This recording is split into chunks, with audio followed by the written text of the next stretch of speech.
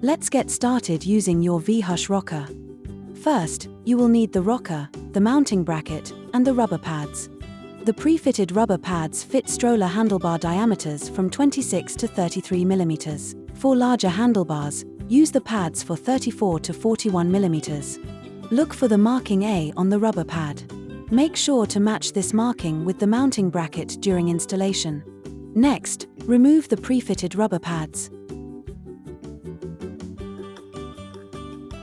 Now, insert the new rubber pads, ensuring that marking A is aligned.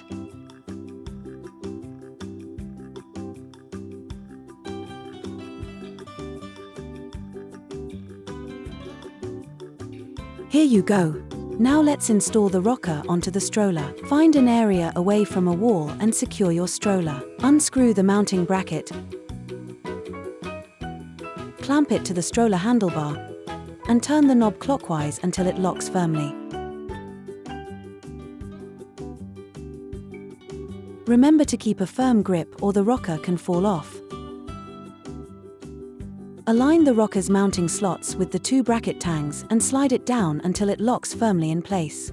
Rotate the rocker until it is in a vertical position with the nightlight downwards. Note that the rocking movement is horizontal, so positioning it vertically ensures optimal performance. Now, press and hold the power key to turn on the rocker. Press the vibration key once to start rocking. There are 3 speed levels for rocking. Press the key to cycle between the speeds. When it's time to charge the rocker, align the mounting slots again to remove the rocker. Lift and carefully rotate the rubber cap on the USB-C jack and insert the charging cable into the jack to charge. Charging the rocker takes about 4 hours. When fully charged, all 5 LEDs will be on with no flashing. The rocker will remain turned off while charging, which is normal. Make sure to check out more features and setup information from the Quick Start Guide and support channel.